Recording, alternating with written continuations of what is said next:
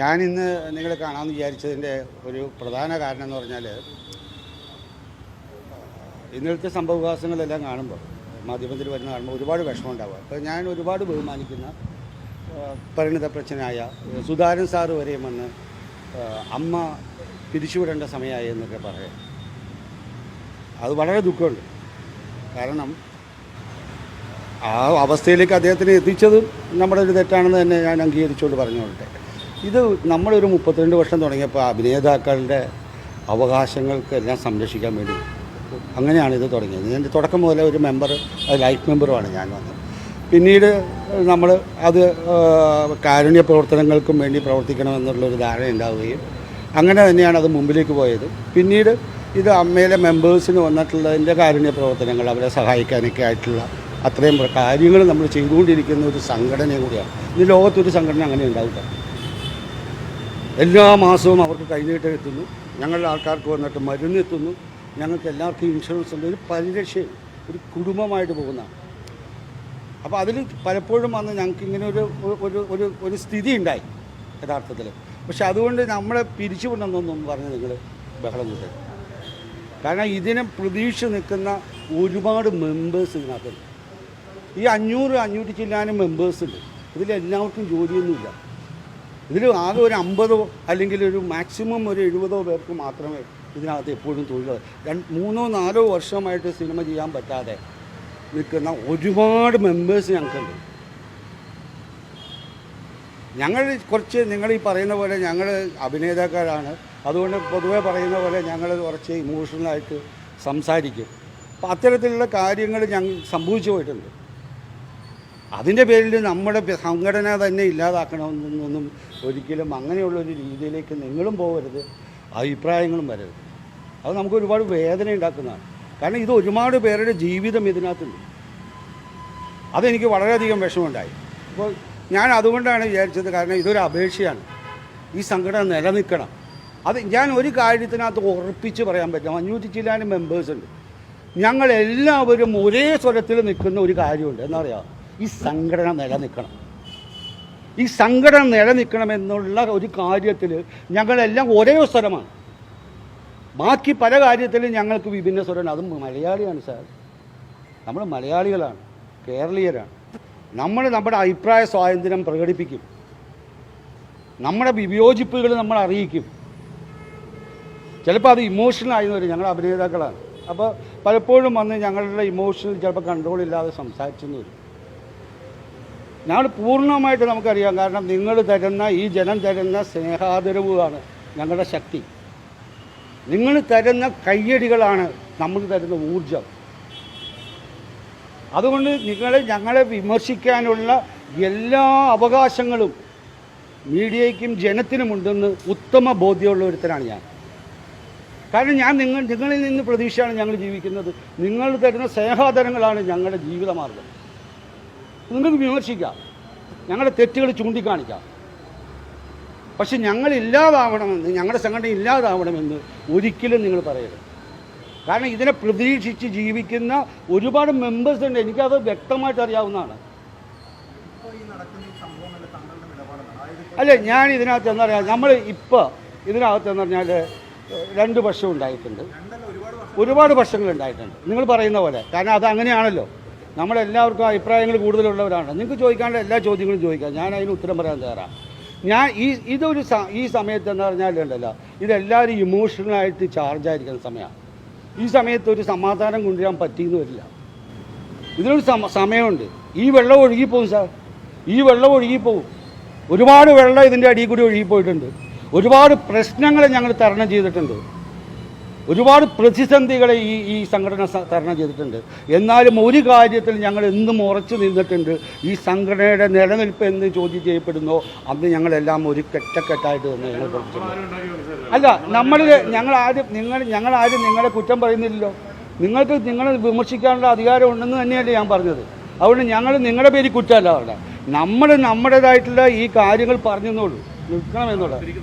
അല്ല, ഇത് നമ്മളിൽ അഭിപ്രായ വ്യത്യാസങ്ങൾ ഉണ്ടായിട്ടുണ്ട് സാർ, ഞങ്ങളിൽ ഉണ്ടായിട്ടുണ്ട് സാർ. അത് നമ്മളിൽ എല്ലാവരും ഇല്ലേ, എല്ലാ സംഘടനയിലും ഇല്ലേ. എല്ലാ സംഘടനകളെയും ഈ സംഘടന മാത്രമാണോ അഭിപ്രായ വ്യത്യാസമുള്ള ഒരു സംഘടന? അല്ലല്ലോ. അതുണ്ടാവും, അതിന് മലയാളിയല്ലേ. എൻ്റെ അഭിപ്രായം എന്ന് പറയുന്നത് ഈ സംഘടന നിലനിൽക്കണം എന്നുള്ളതാണ്. അതാണ് എൻ്റെ ഉദ്ദേശം. അല്ല, അത് തീർച്ചയായിട്ടും തന്നെത്താനെ തന്നെ എല്ലാവരും സ്വയം മനസ്സിലാക്കും. ഞാൻ അവരോട് പറയാൻ ഇതിനേക്കാളും ഉപരി അവർ സ്വയം മനസ്സിലാക്കി ഇത് താനെ ഇല്ലാതാവും. അവർ തീർച്ചയായിട്ടും ഇടപെടേണ്ട സമയം ഇടപെടും. അവർ തീർച്ചയായിട്ടും. നിങ്ങൾക്ക് തോന്നണ്ട മോഹൻലാൽ മമ്മൂട്ടി എല്ലാം ഈ സംഘടന തകരാനായിട്ട് നിലനിൽക്കുന്നില്ല. ഈ സംഘടന നിലനിർത്താൻ തന്നെയാണ് അവർ നിൽക്കുന്നത്. അത് സമയോചിതമായ സമയത്തല്ലേ പറയുള്ളൂ. ഞാൻ നിങ്ങൾ ഹീറ്റായിരിക്കുന്ന സമയത്തല്ലല്ലോ ഞാൻ നിങ്ങളടുത്ത് പറഞ്ഞാൽ നടക്കുമോ? ഇപ്പോൾ എന്ത് പറ്റി ശരിക്കും?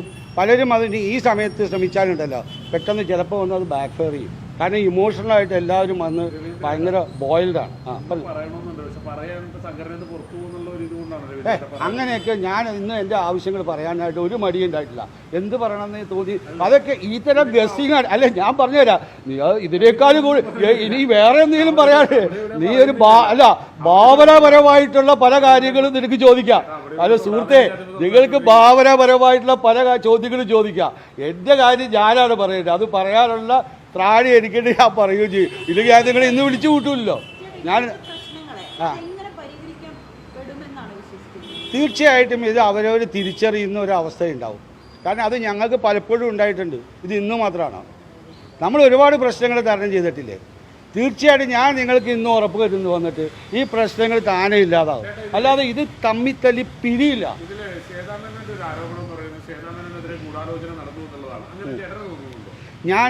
ഞാൻ ഈ സമയത്ത് യഥാർത്ഥത്തിൽ ഞാൻ പറഞ്ഞുതരാം, ഞാൻ അന്ന് പോയില്ല എന്നുള്ളത് സത്യമാണ്. അന്നത്തെ ജനറൽ ബോഡിയിൽ ഞാൻ പങ്കെടുത്തില്ല. ഞാൻ ആ സമയത്തിന് മുമ്പും അതിൻ്റെ കാരണം എന്ന് പറഞ്ഞാൽ ഞാൻ കാൻ ഫെസ്റ്റിവലിന് പോയേക്കായിരുന്നു. ഞാൻ അവിടെ വന്ന് സിനിമ കാണുന്നതിലും 6 സിനിമ കാണുന്നതിലും വ്യാപൃതരായിരുന്നു. അതുകൊണ്ട് ഞാനിതിനെ മനസ്സിലാക്കാതെ ഇവിടെ ഒരു പ്രശ്നം ഉണ്ടാകുമ്പോൾ ഞാൻ അതിൽ ഇടപെടരുതെന്ന് ഞാൻ വിചാരിച്ചു. ഞാനിതിനെ പഠിച്ചുകൊണ്ടിരിക്കുകയാണ്. ഞാൻ പഠിക്കട്ടെ, ഞാൻ അഭിപ്രായം പറയാം. ഞാൻ ഇപ്പോൾ കോടതിയിൽ നിൽക്കുന്നൊരു വിഷയമല്ലേ, കോടതിയുടെ ഒരു തീരുമാനം മുമ്പിൽ നിൽക്കുകയല്ലേ, അത് ആ വഴി നിൽക്കട്ടെ. അതിനൊരു മാറ്റം ഉണ്ടാകുമ്പോൾ നമ്മൾ അന്നേരം പറയാം. ഞാനിത് പഠിച്ചു വരട്ടെ. അത് തീരണമല്ലോ. പഠിച്ചു വരുമ്പോൾ തീരുവാണെങ്കിൽ അത് വളരെ സന്തോഷമല്ലേ.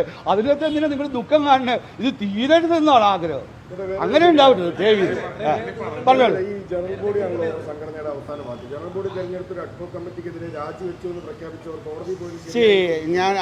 ഞാനൊരു കാര്യം ചോദിച്ചോട്ടെ.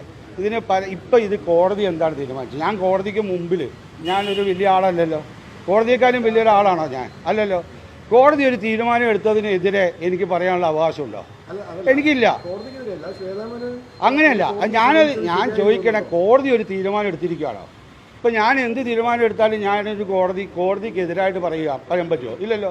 ഞാൻ കോടതിക്ക് അനുകൂലമായിട്ട് ഞാൻ പറയുന്നതിനകത്ത് വന്നാലും നിങ്ങൾ പറഞ്ഞു കൊക്കു പാലിക്കുന്ന ഒരു മൗനമുണ്ടല്ലോ, അതെല്ലാവരും പാലിക്കേണ്ടതല്ലേ? ഇപ്പൊ കൊക്കു പരമേശ്വരൻ വളരെ മാന്യമായിട്ട് ഇതിനെ നേരിടുന്നു എന്നാണ് മനസ്സിലാക്കുന്നത്. കാരണം ഒരു മൗനം പാലിച്ച് മുന്നോട്ട് പോകണല്ലോ, അവരൊരു സ്ഥാനത്തിരിക്കുന്ന സ്ത്രീ കൂടെയാണല്ലോ.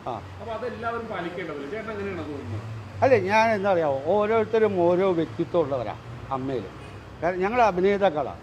പലരുടെ ഇമോഷണൽ സെൻറ്റർ ചിലർക്ക് വന്നിട്ടുള്ളത് അത് സ്വയം അടക്കാനായിട്ടുള്ള ശക്തി ഉണ്ടാവാം, ബുദ്ധിപരമായിട്ട് നീങ്ങാനുള്ള ശക്തി ഉണ്ടാവാം, കഴിവുണ്ടാവാം. പലരും ഇമോഷണലായിട്ട് പെട്ടെന്ന് ചെന്ന് പ്രകടിപ്പിക്കുക. ഇപ്പോൾ ഞാൻ മനസ്സിലാക്കിയെന്ന് പറഞ്ഞാൽ പെട്ടെന്ന് ഒരു ആരോപണം വന്നപ്പോൾ ശ്വേത ഇറങ്ങി ഓടുകയാണ് ചെയ്തത്.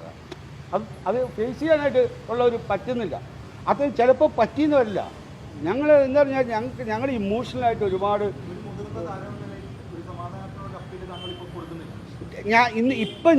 ഞാനൊരു മുതിർന്ന ഒരു സീനിയർ ആക്ടർ തന്നെയാണ്. ഞാൻ ഇതിൻ്റെ തുടക്കകാലത്തുണ്ട്.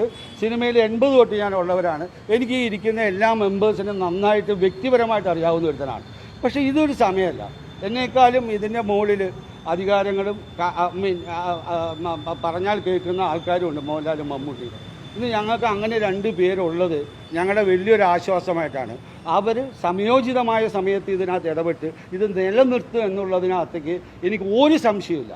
തീർച്ചയാണ് ഇതിനകത്ത് 100% ഞാൻ ഉറപ്പ് പറഞ്ഞു തരാം.